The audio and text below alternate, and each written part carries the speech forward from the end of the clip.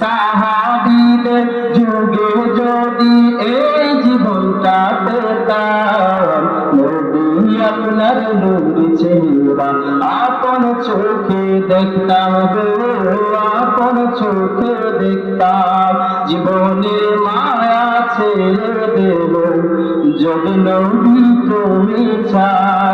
অগর জিয়া আমার জীবনে একবার দেখা দাও, হাবিবি ইয়া রাসূলুল্লাহ, হাবিবি ইয়া হাবিবাল্লাহ।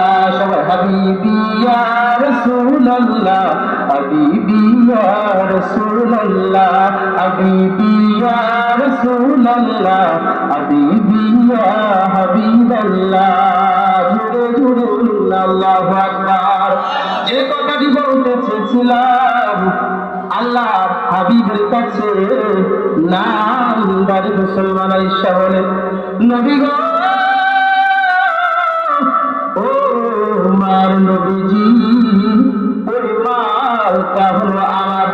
ইহুদি দাবি করে ইহুদি, কিন্তু না গো নবীজি, আমার হচ্ছে মালটা।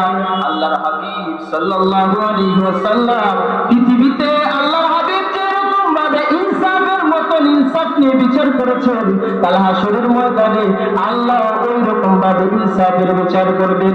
বাংলাদেশ বলেন, অন্যান্য রাষ্ট্র বলেন, আমরা ইনসাফ প্রতিষ্ঠা করতে পারি নাই, কিন্তু আল্লাহর হাবিব সাল্লাল্লাহু আলাইহি ওয়াসাল্লামের কাছে যখন বিচার আসতো, তখন আল্লাহর হাবিব কোরআন শরীফ খুলে বলতেন, বলতেন ওয়াসারিকু ওয়াসারিকাতু ফাকতাউ আইদিয়াহুমা।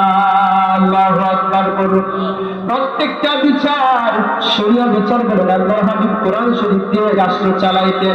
আমরা জানি আল্লাহর হাবিব ছোট্টবেলা থেকে মায়ের বাবা দুনিয়াতে আসার পূর্বে বাবা দুনিয়া থেকে বিদায় নিয়েছেন। 6 বছর বয়সে মা দুনিয়া থেকে বিদায় নিয়েছেন, এটি অবস্থায় ছিলেন। কিন্তু আল্লাহর হাবিব আল্লাহ সান্ত্বনা দেওয়ার জন্য সূরা দুহা নাযিল করেছেন, এবং আলাম নাশরাহ লাকার মধ্যে আল্লাহর হাবিবের শান মান মর্যাদা দিয়েছেন। আপনারা জানেন কোরআন শরীফে 2টা সূরা নাযিল হয়েছে একবারে কমপ্লিট ভাবে। ইন্না কাইরাহু আল্লাহর হাবিবের শান রাসূল, পুরো সূরাটাই হচ্ছে সবথেকে ছোট্ট সূরা, এবং শান মান হচ্ছে আল্লাহর হাবিবের শান মান বর্ণনা করতে যাইয়া আল্লাহ রাব্বুল আলামিন সূরা কাউসার আল্লাহ নাযিল করে দিয়েছেন। এবং আল্লাহর শানে সূরা ইখলাস, যেটাকে কুল আল্লাহ বলা হয়, ওই সূরা আল্লাহ রাব্বুল আলামিন শানে ইলাহি হিসেবে আল্লাহ নাযিল করে দিয়েছেন। চিৎকার দিয়ে বলুন না সুবহানাল্লাহ।